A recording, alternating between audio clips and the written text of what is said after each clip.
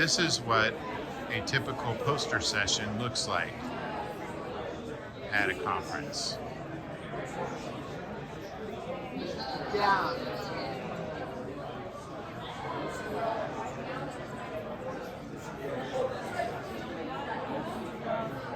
So we are at the Association of Leadership Educators, and there's a lot of things you can do at a conference. You could volunteer to present your research paper. You could do a roundtable where you get a bunch of people who want to talk about the same topic and then discuss that. You could do a workshop where you teach people maybe a new teaching style or a really cool research method, or you could do a poster, which is what we have. We will tell you guys a bit more about what our poster entails, but the reason we chose a poster is we wanted something a bit more casual and tell people more about this podcast that we're doing. What kind of conferences are there? And there are several sorts. There are large conferences that are mostly dominated by the presentation of papers and the review of those papers. There are smaller, very specialized conferences that are generally focused on, like, specifically on pedagogy, other technical types of things. And then there's a conference like ALE, which is where we're at now. That's the Association of Leadership Educators. And so it's a generalized conference for all people who teach in leadership, but also practitioners in leadership too. And it's smaller, about 200 people. They do have paper presentations, they do have posters, they have workshops, but they're smaller, more intimate, and you actually get a chance to talk and visit with people that are in different fields and relate to them about common successes and struggles within the field of leadership education. So Jim, what are some things you've been doing at the conference? I drove in. It's about 6 hours away. So the day I got here, I came immediately up here to a reception and started saying hi to people that I knew, Dr. Georges, yourself, and other people who were here. And then, honestly, what did I do that night? I remember you mentioning some posters. Right, there's a poster session that night, so I kind of walked around and saw that. There wasn't a whole lot else going on at the time, and so I went to bed. How about you? So that's very typical of the first day of the conference. Things start off slow because, for example, myself, I really got into it the very next day.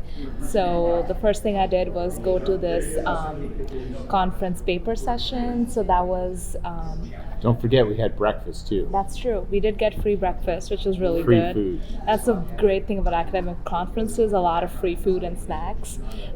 We also had a really fun free excursion that I'll get to in a second, but on the first day, I went to a session where people presented methodological papers on leadership identity development, and it was really cool because papers talked about multi-level modeling, designing a new scale, really cool projects. So that was really inspiring for my own research and teaching.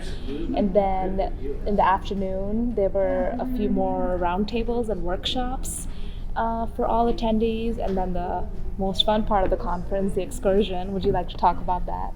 I will, but I'm going to add one thing. Yeah. So I went to workshop 2. I went to actually 2 of them. One of them was about kind of breakouts where they offered different methodological things you could listen to experts about. And one of them was about program evaluation and quality improvement projects, which I have been overthinking like nobody's business. And these people really broke it down into a simplistic kind of approach to how that can be done. And really, for those education people out there, it's akin to assessment, which you may already be doing. That's program evaluation, and then using evidence-based approaches to do well, we've got this data, so we use evidence-based approaches to improve the processes that we are doing. So in some ways, pretty much analogous to what we do in education already. As far as the excursion goes, this particular conference has excursions. Not all of them do. So this one had a riverboat cruise because we're in Minneapolis, so we got to go on a riverboat on the Mississippi. and to go down and it was about 2 or 3 hours. Yeah. And they had like snacks, they had tacos, and they had a bar and everything like that. And so basically we just kind of hung out up on top and watched the river go by and watched the told sunset. stories and talked about music and things. It was great. It was awesome. It's a nice way to get out of the deep academic hole we all crawl into during conferences. It was nice to just sit on top of a boat and ask questions like, which band would you pay any amount of money to see? And get some really fun answers. Yep. Put in the comments below what band you would pay any amount of money to see, dead or alive. Yeah, definitely. You picked Prince, I think. Yep. And Led Zeppelin. One of them. I had several potential choices. Yes. And the other caveat was that you could see them in their prime. So essentially you could time machine travel back to see them. Pink Floyd, that was another one you picked. Yeah, Pink Floyd. For me, it was solid Linkin Park. Yeah. Which was a surprising choice to me. But at any rate, so lots of free food, opportunities to go to events. Sometimes when I was first going to conferences, I felt like I needed to go to everything. And now, no, because there's only so much brain stuff I can do in a day. And then I'm like, you know what? I need to go have alone time because I'm sort of like that introverted wise. Yeah. And so I need to go take a nap for 45 minutes, read something else, look at random videos on my phone. Yeah. Something like that. And these kind of conferences offer you the opportunity to do that. It's not like we're out there just being like, oh, wow, great. You can just go do whatever you want. But there are limits. And you have to kind of practice a little self-care and take care of yourself too. For sure. And a lot of the times conferences are in fun cities. So when you've been going back to many sessions, it's nice to just step out and say, oh, I wonder if there's a fun local coffee shop around the corner I can go take a break at. So with Minneapolis, it's been really fun to explore the food and coffee scene. Absolutely. So I like that conferences give us the opportunity to travel a little bit as well. Yep, sounds great.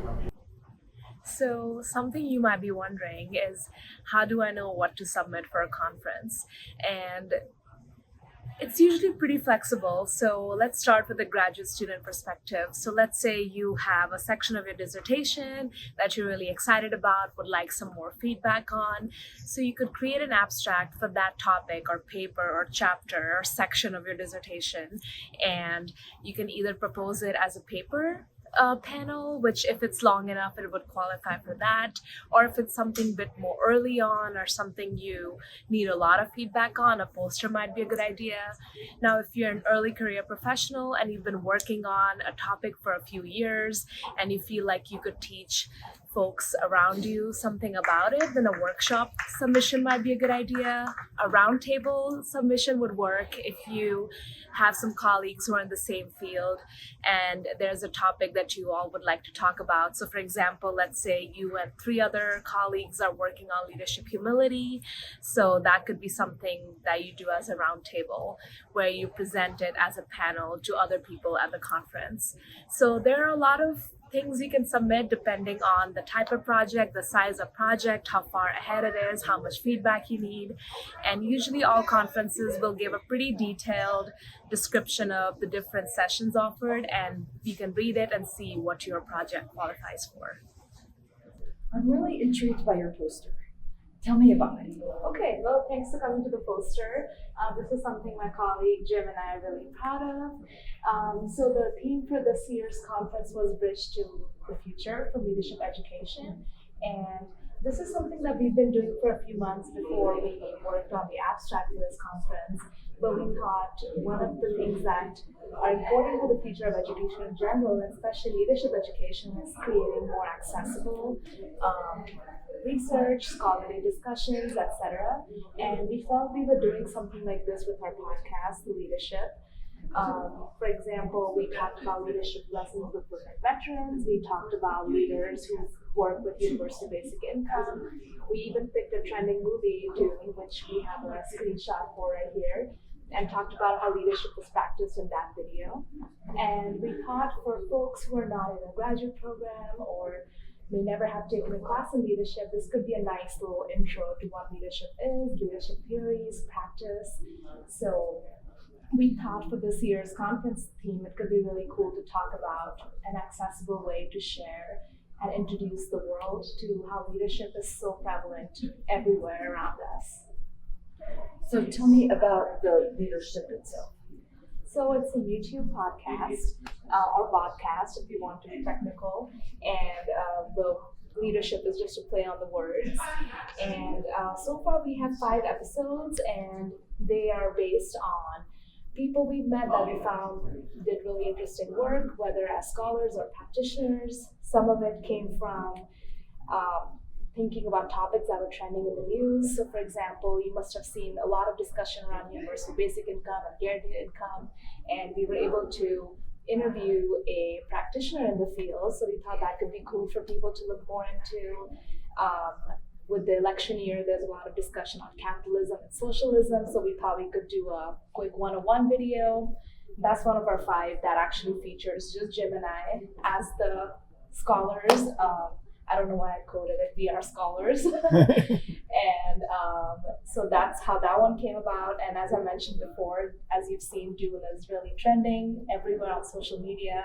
And we thought Dune is a really good depiction of so many leadership styles. And as you're a leadership scholar yourself, it does a really good job showing adaptive leadership and toxic leadership. So we thought that's some stuff we could talk about with the movie as the background. Okay, great, thank you. So tell me about how you go about producing this podcast. So the first step is that we come up with a topic, which is harder than you might think. So Gargi and I get together and we kind of bounce some ideas back and forth. And it could be my idea that we kind of resonate with, and it might be Gargi's. I think Gargi's three of 5 thus far, so it's kind of how we're batting at the moment. So once we have said, okay, let's do this topic, then generally we produce an outline of general prompts, general subjects that we want to hit during that video. We both pitch that back and forth to each other until we feel both satisfied with it. Then, if we're going to have a guest or guests, we invite them, and schedule, is an important consideration. When are they available? When are we available? That sort of thing, and inform them of generally what the process is, so that they're not going to freeze up and be like, oh my gosh, this is live, millions of people are watching, which it's not. These are shot first and then edited and then put out. Okay. So at that point, once we've got it scheduled, then we record them. Generally, it's on Zoom. This particular episode we're filming right now is not. Obviously, we're shooting this as we do it. And then we download that video and start the editing process, which is all about removing gaps, removing flubs, taking out ahs and ums in my case, which I'm very bad about, and then bringing that all together so that it's as short as we can get it. From that point, we make the thumbnail, we get some sort of imagery that's associated with it, put on our logo, which is designed by one of our students, Andrew Mackey, actually, which was great.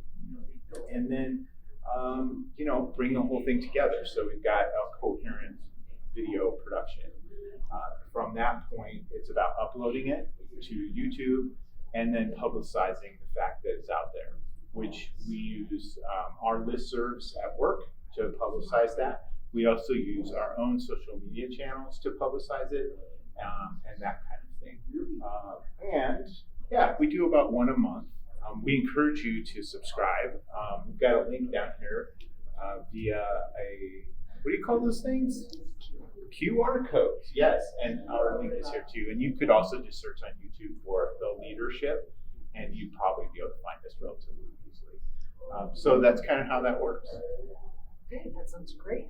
So for the students who might be listening to this presentation, tell me about how you constructed your poster. Right, so generally speaking, conferences will give you some guidelines about what they're supposed to look like. They're usually pretty open to whatever you're going to do.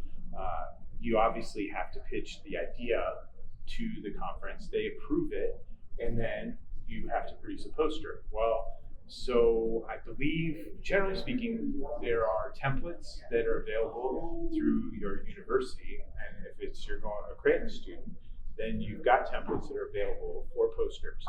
Then you produce that, create whatever imagery, text that you want to put on it, and then take it to the print office or send it to the print office, and they will print off a hard copy for you. The whole process takes a couple of weeks. Pretty straightforward. However, there are particular formats that are preferred. So sometimes you might just be like, oh, I'm just going to make one and send it. And then the print office is like, no, you're not. You have to do it like this. So pay attention to that structure and rules. Okay. Tell me a little bit about your design. How you put this together. Oh, sure. Well, actually, Gargi did almost all of this. Okay. I came in and added this part of the process because I thought folks here at the Association of Leadership Educators might be like, wow, I've always thought about doing that, but I have no idea where to even start. And then we dropped in the thumbnail and a picture of us doing some editing. That was basically it. But I noticed that you've got good use of white space. Oh, sure. Very concise. I mean, you don't want to. I think it's important to have visual elements and space because you don't want to have a poster that is entirely composed of blocks of text and try to keep. I mean, it's got words, but it's got bullet points. It's got chunks. People can see that, visually engage with it while they're also talking to us, which is the big thing that you want to focus on when you're doing a poster, is for the focus to be on you, not on, oh, what am I, you don't want to be like, well, podcasts and vodcasts are audio and video tools used by practitioners and scholars. You don't want to do that. Like, that is not what you want to do. You want to be as loose and extemporaneous as you can, so that it's a personal, fun experience for whoever's coming up. So you generate interest. There's a little bit of marketing and selling to the whole thing, because ultimately, there are words that might come of this. There are all kinds of stuff that can come of doing this kind of work, and you want to put your best self forward. Exactly. Okay. Another point, Yes. is that you will notice that I have a tie on. Generally, I don't wear ties. However, in a professional presentation setting, it's a good idea to do such things. All right. Just the part. Yep, that's Okay. it.